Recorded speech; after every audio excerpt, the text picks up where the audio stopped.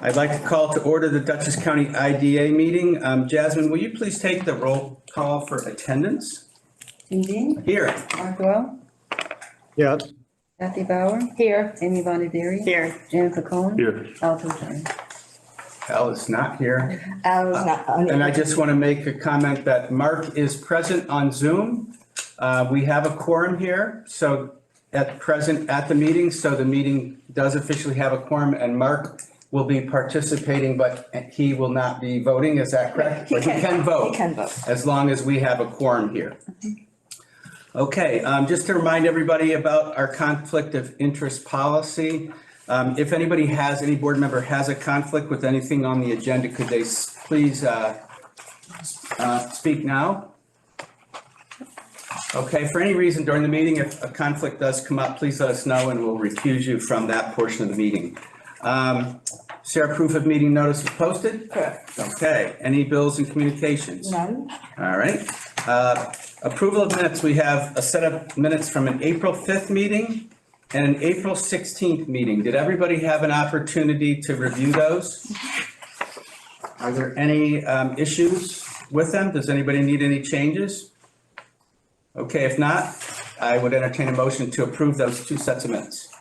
I'll make a motion. I'll second. Okay, thank you, Jamie and Amy. Jasmine, will you please take a vote on the approval of those minutes? James Cohen. Approve. Amy Bonaderi. Approved. Kathy Bauer. Approved. Mark Doyle. Approve. Dean. Approved. Okay. Report of the treasurer. Yes. The balance sheet for April 30th, 2024. The cash is 2.5 million. The large receivables will still be there. We still, once Arthur May's completed, we'll get one payment. And then in August, we're still due for Belfield, the one payment. So otherwise, everything's the same. Looking at the P&L, we have total, income before pilot payments is 83,000 to a budget of 925,000. So right now, we're unfavorable by 842,000. What came in this month for April was two admin fees, CANM for 8,750, and Violet Estates had it net for a special meeting, $500. The expenses, 230,000 to a budget of 749,000. So right now we're favorable by 519,000. We're at a loss for the end of the month for 146,000 to a budget of 176,000. So right now we're unfavorable by 323,000. The pilot payments that we had were 2.2 million, and we've paid them out to the tax jurisdictions. Okay, and despite this negative 322,000, there's nothing unusual in that number? No, it's just basically, it's gonna be the revenue. Yes. Okay. Thank you. That was the presentation. We don't need to take a vote on it or approve it at this time. Sarah, are there any reports of committees? No. Okay, any unfinished business? No. All right. New business, do we want to call on the? Yes.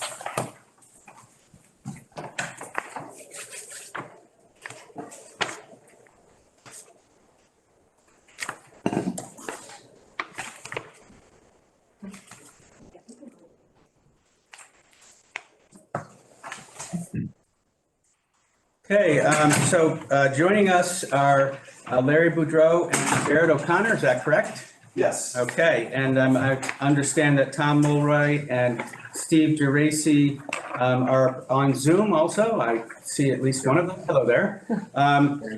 Before us, we have a presentation by the T-Rex Hyde Park Owner LLC and the PR Sewage Works Corporation. They want to talk about a request for an amendment to the existing agreements with these entities and the allocation of a portion of the mortgage recording tax and sales tax exemption. So Sarah, do you want to kick this off? Sure. Yeah. So basically, you've kind of described it. Yeah. Is T-Rex is here for phase 2 of the project. If you can remember, the board approved benefits for phase 2 last year. They're about, ready to embark on the construction of phase two. TR Sewage Works was created back when the hotel was created as a separate entity that basically is interest is the sewer system that supports the infrastructure of the project. So what they would like to do is allocate some of the benefits that were approved for phase two to TR Sewage Works, so that TR Sewage Works can upgrade the system to accommodate phase two. And is this an anticipated allocation? When we approve this, I mean, was the plan at some point to have to reallocate as things occurred?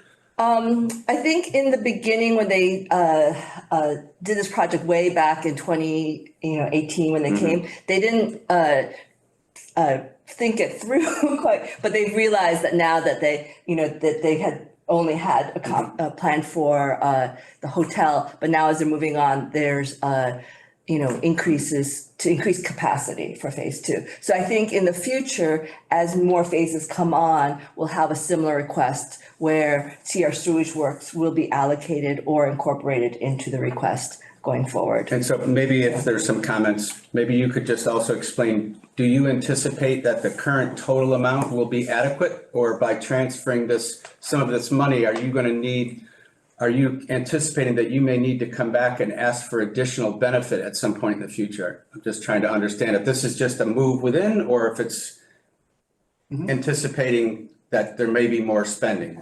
So at any rate. Oh, okay, so. I can speak to that, I guess. I mean, I think the idea that Go ahead. the plant, and it was alluded to in the request letter on April 3rd, the plant can be built and will be built in stages. Phase two of the project, where we're taking benefits from, will be moved to the wastewater treatment plant for the purposes of building this stage to the stage that will support phase two of the project. So in the future, there's potential for extending the use of the plant, and it may in fact require moving some benefits, more benefits back to the treatment plant, in the future. But we're going to take that as it comes and see where that lands. We are moving a fair amount of relative to the size of phase two. It's not a large amount. It's only a couple of % of the benefits conferred to phase two, but it is, for the treatment plant, it is certainly, a decent amount of benefit being transferred over. So that's kind of where we are. So the building of what will be available and what we need to build out for in the treatment plant to support this phase that we are taking the benefits, we're allocating the benefits from, will be there. There will be construction left on the plant probably to support future phases. Maybe you could talk about, again, I know that this plan started in 2018, tremendous amount of time has taken place. What does phase two look like now compared to what you were planning way back in 2018? Phase two is essentially and Larry, maybe you could speak to the idea that it's into where it was in 2018. I wasn't involved with it at that point in time, but right now it is the largest. It is all of the commercial phase, or most of the commercial phase as it relates to shops, restaurants, and what have you along Main Street, plus residential buildings and what have you. So it is it's the largest phase, I would think, of the project as we move down the road here. And so it requires, obviously requires the necessary treatment from the plant. I think. I'll jump in. So in 2018, we were working off of the previously approved concept plan that was done back in 2007. This plan has been updated and went through the whole seeker analysis in 2021. It's all done, and that's the basis that we're working on. The village core remains the same, where all the core commercial and residential, multifamily residential exists. And so that's still there. And to Steve's point, we should have pulled in the wastewater treatment plant when we did the initial request, because we need to update that plan to accommodate the full phase 2.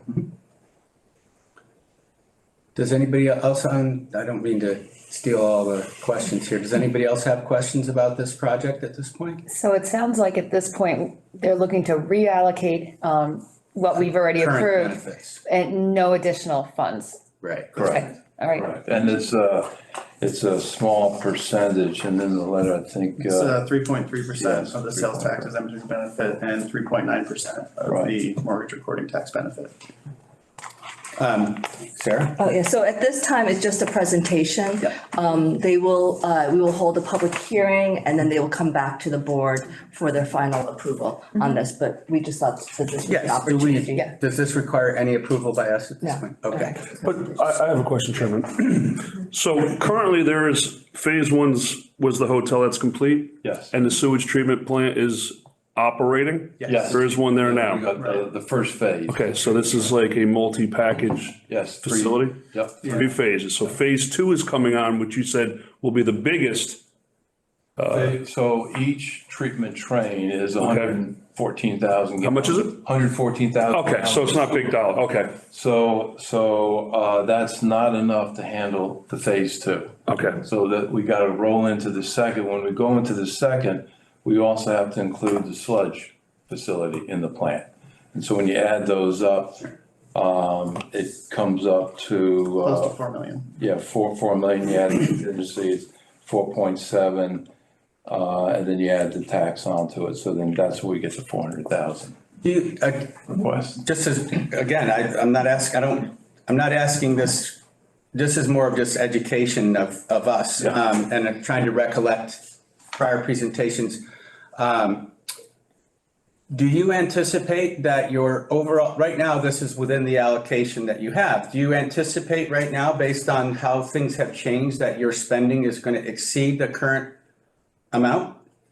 Not at this time. Okay, okay. And we're just speaking of phase 2, like. so Yes, that's- yes. yeah. Yeah, this is just And then- phase 2. Talk just real briefly again about what's the other phases, how many total phases they are?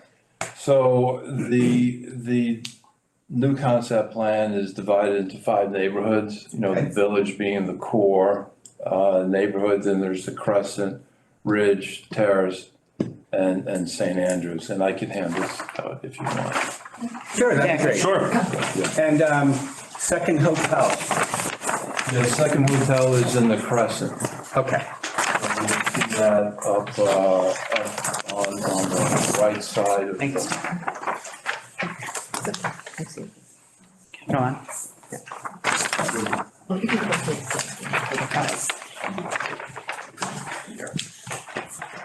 So you see second hotel, the brown building located in the Crescent neighborhood. Got it. Yeah, And that's what phase? It's all market driven. Yeah, the timing is driven. Okay, The Phase 3 and 4. heartbeat of the development is the village neighborhood. Once we get that in, we can drive that commercial and multifamily get in, that'll drive everything else. Mhm, And then, of course, the plant is supporting all of that. so you'll have to do another plan, you mentioned you have another plan Third train. addition Yeah. to 10. Yeah, so we have treatment trains, so the headworks are in and the first treatment train is in. If you want to come down and see it, we could show you. Everything's working great. So this project is taking on the characteristic of a walkable community. Yes. Yeah.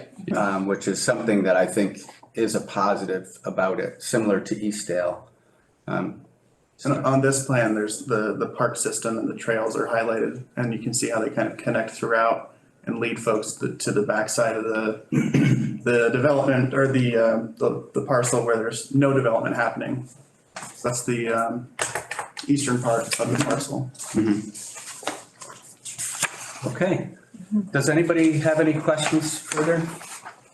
Well, thank you. This seems to be, within already approved numbers, so I don't anticipate any problems, but we'll have a public hearing and we'll see you back. Thank you for coming and talking with us. So we'll schedule that after this meeting. And we'll let you know. Perfect. All right, great. Thank you very much. Thank you. Thank you. Appreciate it. Thank you very much.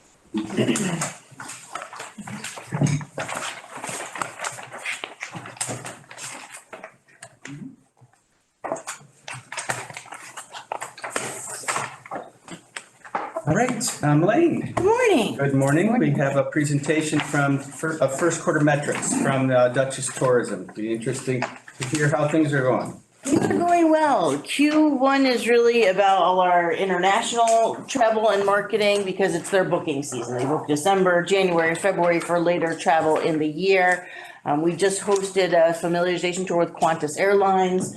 They had 12 agents here and other folks in media that we took them around and it was really great to get to talk to them about their experience here. The word they kept using over and over again was unexpected. And just in terms of the landscape and the offerings and the richness of what there is and the food was amazing. And they said, everyone talks about the fall, but we love the spring. It's like, I know, it's a good time of year. Well, I think many people, before I moved here many years ago, their impression of New York is Yeah. the city. Right. I mean, I thought when there was a discussion of moving from Michigan to New York, all I could picture was skyscrapers and traffic jams. And that's the reality of especially what international and not just Yes, but international people believe. So seeing is believing, Yes. and they were completely wowed, and so it was a really good trip. Of course, they fly directly into New York City, and so but they saw how close it was, how easy it was to get here. So that was really successful. So we're doing a lot of that kind of thing right now. We've got some great coverage in these magazines here out there and Spartacus Traveler. They're both international.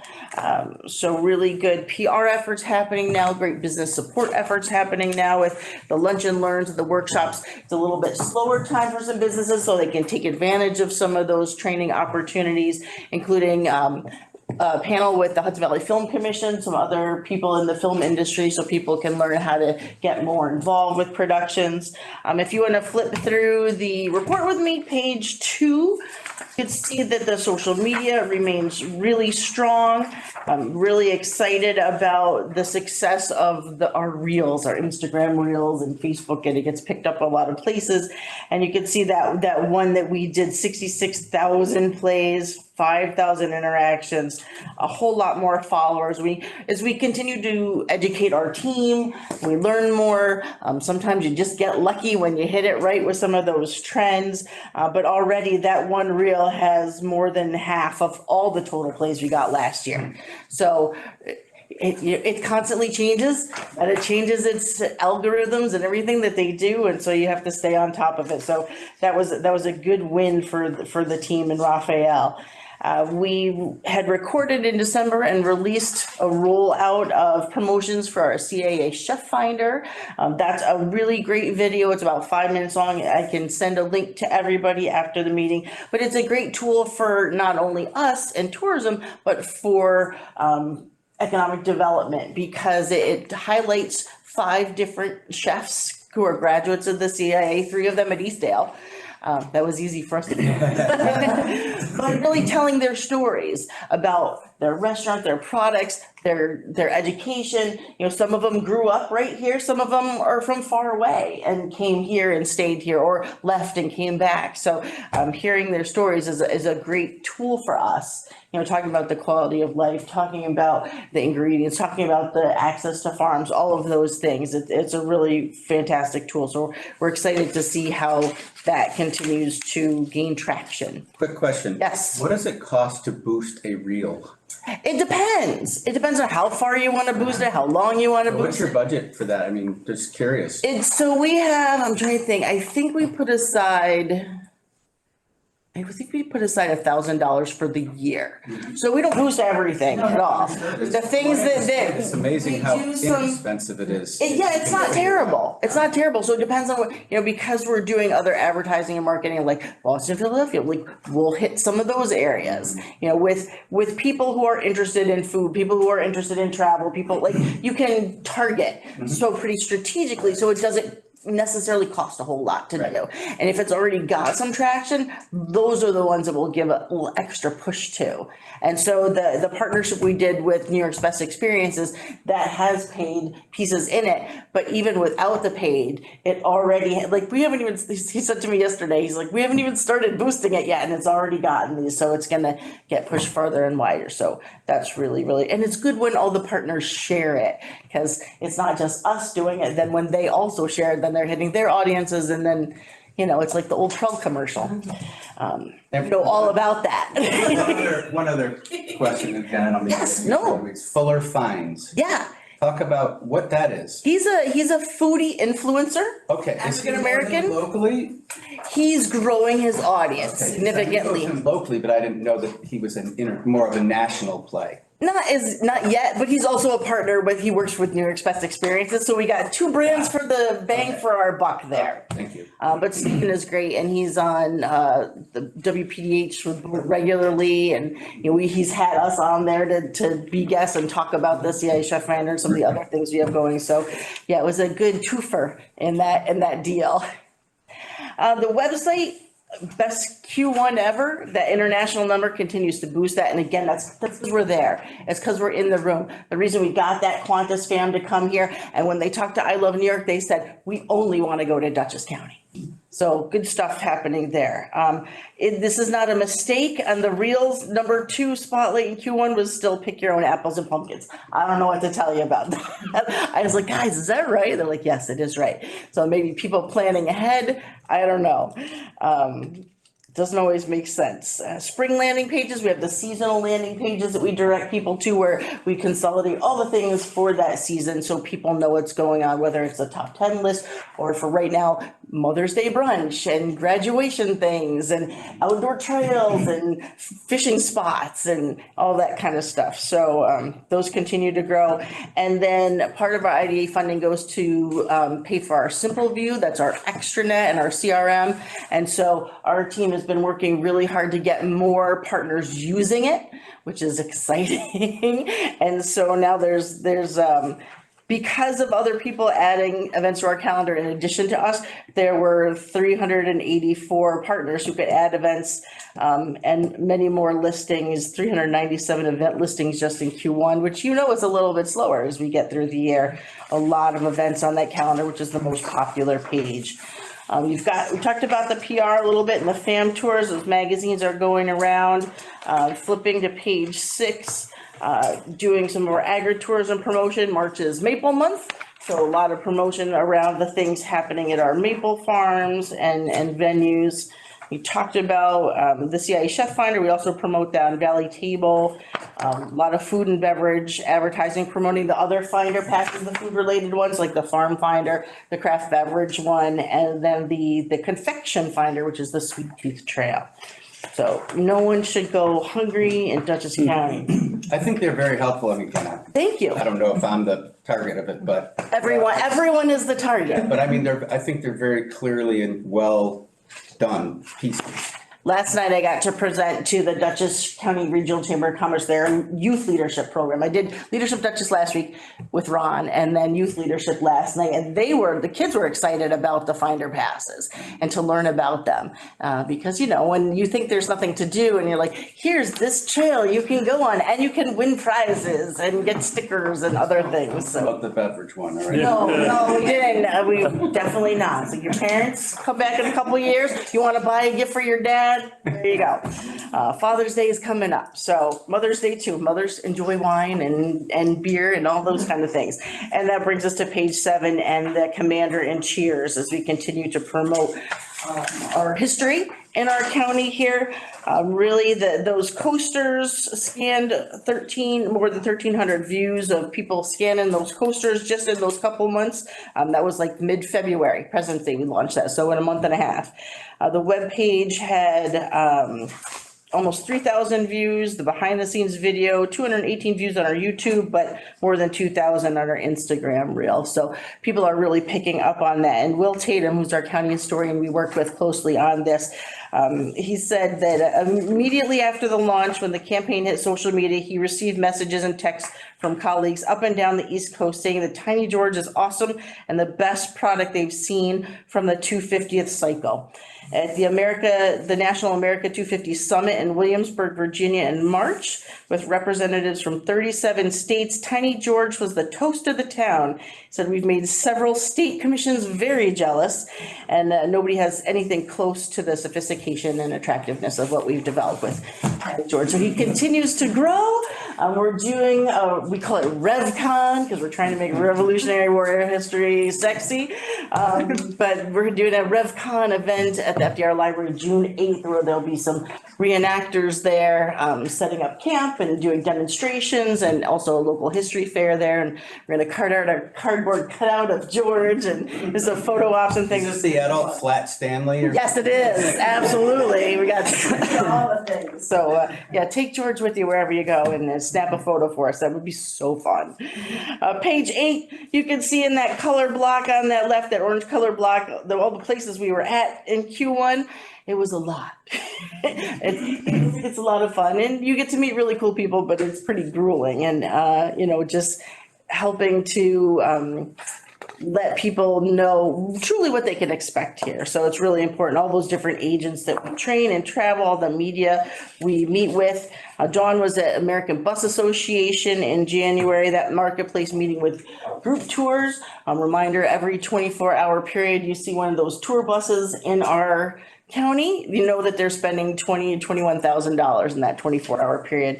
We're excited because next year that's going to be in Philadelphia. So we're hoping to bring a big contingent of people down to really sell our area.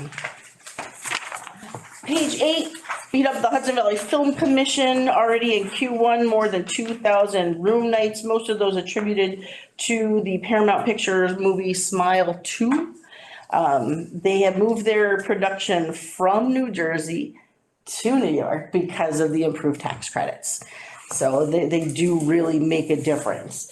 A lot of other legwork happening for productions happening in May through the rest of the summer and the fall, including one with a production from Warner Brothers called The Bride. That's an adaptation of Mary Shelley's Frankenstein, directed by Maggie Gyllenhaal, with actors Christian Bale, Jessie Buckley, and Annette Bening. So really cool talent coming here to also discover the Hudson Valley and Dutchess County and all we have to offer here. That third bullet point, just highlighting that Netflix series, that's a location manager who previously worked in the area, who's on a new project now and said, hey, this is a great place. We should look here for our production. Severance back again. That's another continuing gift that keeps on giving. When they're happy, they come back. When they're not happy, they don't. So we're really happy that they're continuing to come back. So bouncing back after the strikes from last year. 40 film-related jobs. Yeah. Are those permanent jobs? What does that mean? Well, so in the film industry, there aren't permanent jobs. Yeah. They go from production to production to production. Right. So like with that one, he was on a different production. Now he's on a new production and said, this was a great place to work. Does that count too for that person? No, because it's not in the same time period. So these are everything from crew to accountants to Right. casting. It seems like a small number for. But in Q1, it's that legwork. We don't have production facilities in Dutchess County that can film year round. Okay. We would like them. That would be great. But we don't. So it continues to grow. But those are 40 people that don't have to go to New York City or New Jersey or somewhere else to work. They get to work closer to home, which means they're more able to be active in their communities and their families and doing things here instead of traveling, which is a good thing. Grant submissions, Arts Mid-Hudson, that's what's happening in Q1 for their programmatic support and capacity building initiatives. About a quarter of the applicants are brand new this year. So they're evaluating those. All the submissions are in. They did a lot of support and outreach to help people make sure The process was smooth and easy and they understand what was expected. Some of the professional development workshops that are happening, Arts in Action, they had 13 meetings. So those are all about gathering together to figure out collaborations. How do we work together? How do we build on existing programs to make them bigger and better and more attractive to people to come visit from outside the area? The folk arts programming, they work with the Family Partnership Center, Sun River Health, to present Trace Reyes in Poughkeepsie and Beacon. They work with the Mid-Hudson Japanese Community Association for an annual Kakizomi event. I'm gonna not be good at Japanese, but you get the picture. Working on a month-long International Puppet Festival. So that's getting something brand new and really cool that should generate a lot of interest. On the back page, Bardavon highlighted that the more than 12,000 people attended their performances in the first quarter, generating 474 plus thousand in additional economic stimulation. They have a formula from the Americans for the Arts Economic Prosperity Study that helps them calculate that additional impact aside from ticket spending. And that their business is significantly increased. If you've seen it all, their lineup, they're packed with shows and different things happening. So all that really good, really big names that they're bringing in, which draws people from further and wider apart and, their evening things. So a lot of times people spend the night, which is nice to have the DoubleTree just down the street. So continuing to grow there. Talk about hotel rooms, there's continues to be increases in hotels. The occupancy, is the demand still there for more hotels? So demand is up 2% this quarter. So we'll see if that continues. You can't look at the occupancy percentage anymore because the base number is different. Because we've added so many hotel rooms. So it's gonna look like we're in the negative when we're not necessarily. We can look at the demand number. We just subscribed to some new hotel lodging data, which I got an email at the end of the day yesterday that says it's live, and I haven't had a chance to dig into it yet. That's a rabbit hole I could spend a lot of hours in.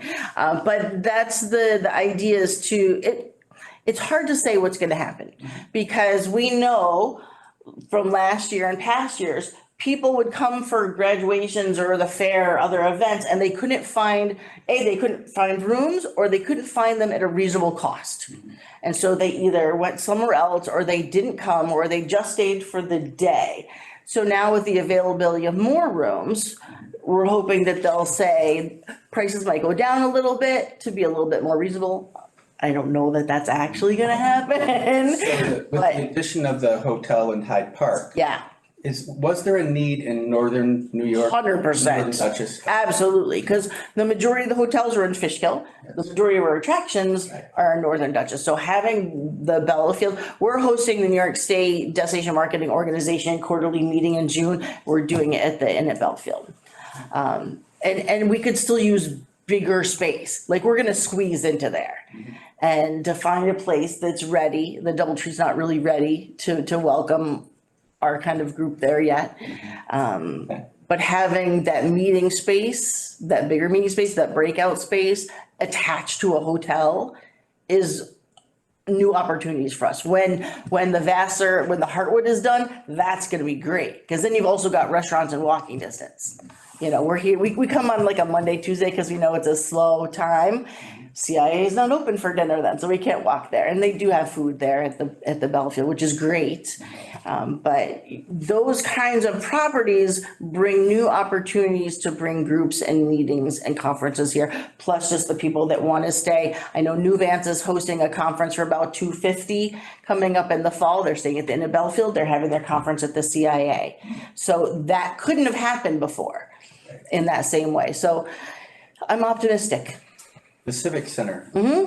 Is that being used as a conference or concert venue very much? There's lots of conference and events and things happening there. They continue to boost that. They're bringing in major national acts, which again drives a lot of visitors and people to come from further away. They're doing really well with the comedians that are coming in there, like really, really big comedians. So that's pretty cool that It's right here in our own backyard, you know, cool for residents, talking about building quality of life, having the opportunity to not have to go to New York City or Albany to see some of those acts, they're right here, is really fantastic. So they continue to work. It's not really being used as a conference or convention center at this point. It could be, you know, in the past, they've had some smaller kinds of events there. It just really depends on how they want to approach it. Okay. But they come with us to the bus. Isn't the hotel tax the easiest metric to measure?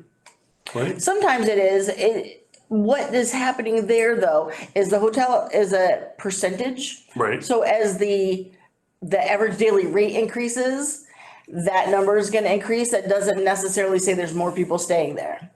So we look at all the things to try to figure it out. Right. Last year we had record occupancy tax collected. But ADRs were like super high.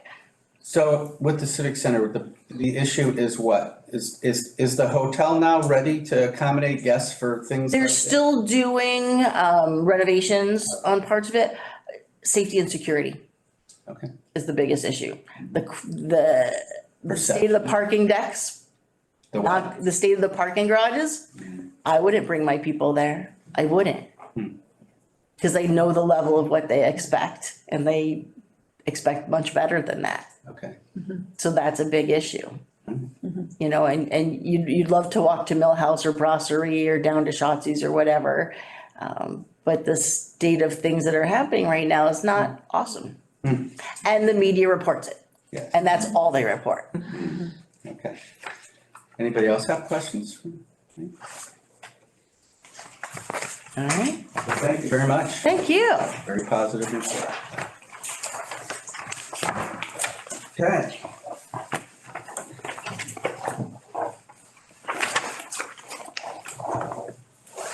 LDC, first quarter metrics. Who's gonna handle that? You? Yes. Okay. So what I want to do is, I have our traditional tables, but the last 2 pages of your IDA packet, I took a cue from tourism, and we did a little like snazzy color report. So just in Q1, I think we're on track, but we are seeing a slowdown in our business attraction efforts. Mostly, I think, as a result of, you know, the economy overall, just a high interest rate. Banks aren't lending as easily as in the past. And so I think there's just a little bit of interest is high, but actual implementation or going forward on projects are slow. We've talked to a couple developers that we've been working with. They've put a lot of their projects on hold. So but that's what we're seeing, but we're still seeing a good amount of inquiries into our office. We're taking this kind of, it's all relative, but because we've been extremely busy the past couple of years, but this relative slow time to kind of look internally. We're updating our marketing collateral. We're actually on the back end making our website more AI friendly. So we're changing certain words, just real subtle things like that. So that's some of the things that we're working on. But business attraction, you know, despite the little slowdown, we're still being very active about it. We've attended 2 trade shows in Q1. We're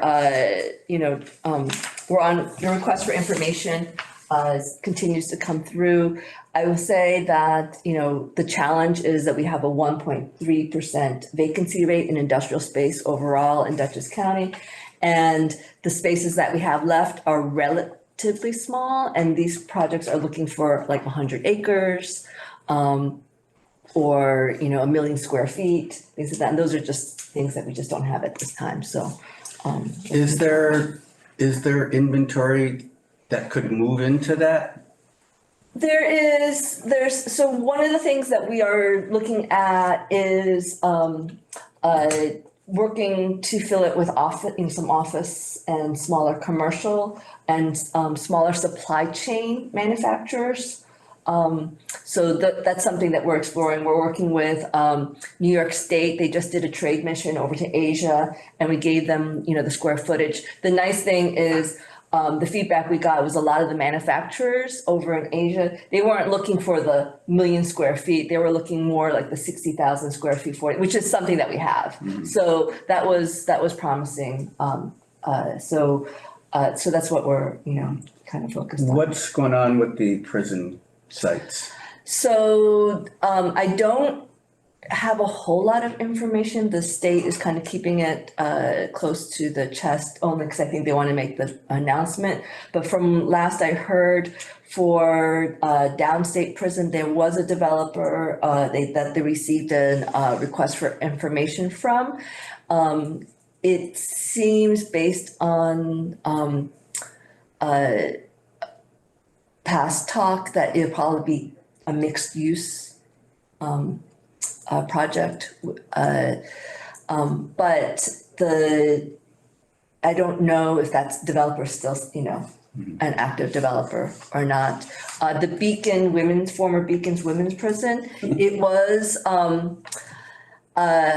Bicycle yeah, well, community, bicycle something. yeah. It just went back to an RFP because Yes. time expired. The time expired and then the state took it back and then they put it out to RFP and, Had something, the first project, something to do with bicycles. yeah, so I don't, yeah. A walking community, a bicycle. No, it's something about making the bikes and something, all about the bikes. Yeah, it's electric. It was pie in the sky and it, Yeah, and so it's back on, but I don't know, I think they're focused on downstate prison first, so it's kind of like on the back. Is there any input from the county itself? So we actually had made a big push that we didn't want downstate to go mixed use residential. The town of Fishkill actually is not supportive of a mixed use project there. My personal sentiment is that it's well used for industrial because it's a former prison. It has the infrastructure there and close to the thruways. But the current leadership at Albany is really pushing housing. So they've been told that any state-owned property priority is housing. So that's what we've been told. Okay. All right, thank you. Yeah, Sarah, one other thing I just read, that power cable that came in, didn't we have a presentation on the power cable? The one that was going down the Hudson. It's starting to be installed now. Yes, so the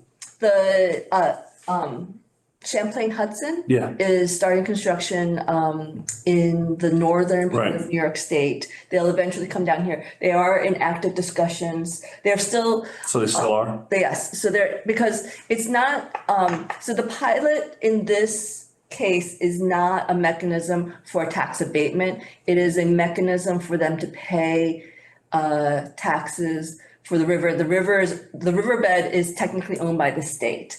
And so when they come to us, they technically, can debate with the state that they don't necessarily need to pay taxes, but they feel like they're paying, these taxes to the other communities, that this is something that they would like to do. So it's coming. So it's coming, they're coming back. They are in active discussions with the water authorities in Dutchess County to just make sure that they feel comfortable with it, because a year ago when Champlain Hudson came, there was a lot of concern that the turbulence of the installation was going to create some churn and malfunction of the water systems. So the water districts have now come to a comfort level with that, but so they're just wrapping up those discussions and then I expect they'll come back. And there to that. was a whole bunch of anticipated objections. Are those still out there? So, not that a lot of it has quieted down because of, I don't know, it's just quieted down a little bit. I mean, all I heard was it's 2 8-inch cables. Understood, but there Yeah. was. No, but yeah, they're fighting now about the depth of the cable, 7 feet or 15 feet. Yeah. Okay. And stirring up the PCBs up north. So that's up, up north. so I haven't heard. I just didn't know if they were coming back to us, But that's all. I had, my last discussion was with them was, fourth quarter of last year, and they did say that they were contemplating, it was not 100%, but they were contemplating they would come back, but it all depends. Interesting, because they've started the project already. Yeah, And so, it said October completion, if I read it What right. happens if somewhere along the line, somebody doesn't approve what they want? so again, this is not it's not an abatement that Okay. if they didn't get it, they wouldn't do it. It's the pilot is a mechanism for them Okay. to pay I got it. payment, so, Okay. All right. Sorry to interrupt you in your Okay. presentation. No, that's fine. Business retention expansion, we're doing great on-site visits. We just highlighted one of the businesses that we Never went heard of to this. visit. They are Fit and Fun, and they make stickers and mats. And I have an example of and stencils of almost like you think about hopscotch and Foursquare. Yeah. So they're stencils and they're on school walls. They do, they make these super stickers. And it's really an opportunity for, places where you couldn't necessarily have like a full playground. Like, so they're indoor, almost like indoor playgrounds. And, so they make stencils. They They're make doing great- these here? They make these here in the town of Poughkeepsie. They're really doing great. They're on these really massive printers. They're about like the size of this table here. Wow. And they're they're doing a really large project with Anderson Center. They're in a few of our schools up here. They're in a lot of schools down in Putnam and Westchester. They are now also working with independent and assisted living centers for seniors. But they, all sorts of activities to improve mobility. So is it locally founded as well? So they're actually, the founder is from lives in Putnam County. And she was basically, the first version of these were stencils and stickers that she designed and then would send them to an online printer and then would come back. And then when they started to grow, they were looking for a location. They ended up landing we actually helped them find their location in Which is Dutchess. where? So they're off of Dutchess Turnpike. So do you know where that, there's like a car, I don't know what it's called, Low Motion? Yeah. Yeah, Motion. They're behind that building. Okay. Wow. Didn't even know there was anything back there. That's great. Okay. So they're doing really great.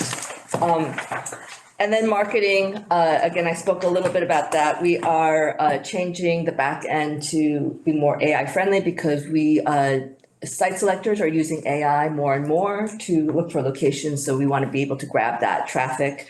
So we are doing an SEO audit. We are doing web analytics research. We're also updating our marketing collateral and, continuing to maintain a strong social media presence. Our engagement is improving, quarter over quarter, so doing really well.